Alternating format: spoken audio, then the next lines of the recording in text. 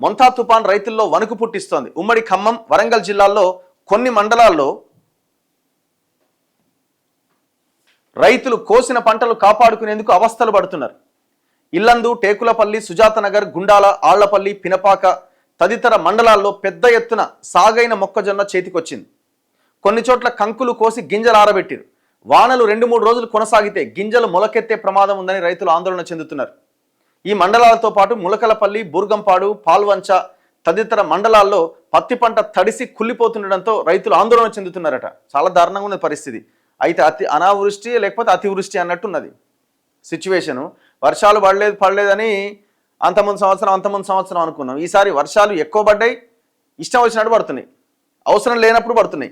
మరోవైపు ఖమ్మం పరిసర మండలాల్లో వరి కోతకొచ్చింది.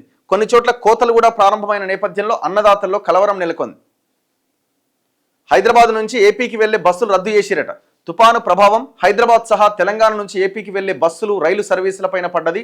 తుపాను తీవ్రత అధికంగా ఉండే విశాఖ, అమలాపురం, కాకినాడ, ఒంగోలు వెళ్లే 30 బస్సులు మంగళవారం సాయంత్రానికి ఆర్టీసీ రద్దు చేసింది. రాత్రి తెల్లవారుజామున బయలుదేరే బస్సులను కూడా రద్దు చేయాలి అని నిర్ణయించింది.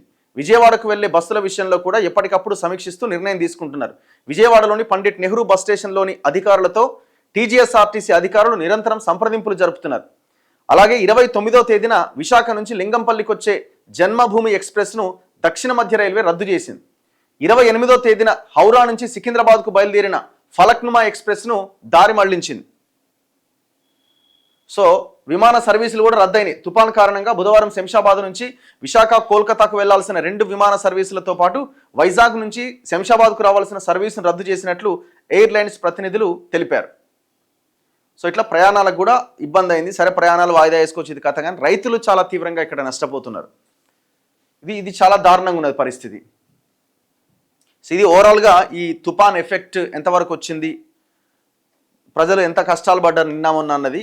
ఇవాళ కూడా ఈ అతి భారీ వర్షాలు కొనసాగే అవకాశం ఉంది. తెలంగాణలో 3 జిల్లాలు జాగ్రత్తగా ఉండండి. Mulugu, Bhadradri and Khammam red alert ఉన్నది. మిగతా ఇంకొక 12 జిల్లాలకు ఆరెంజ్ అలర్ట్ జారీ చేశారు. అంటే అక్కడ కూడా భారీ వర్షాలు పడతాయని.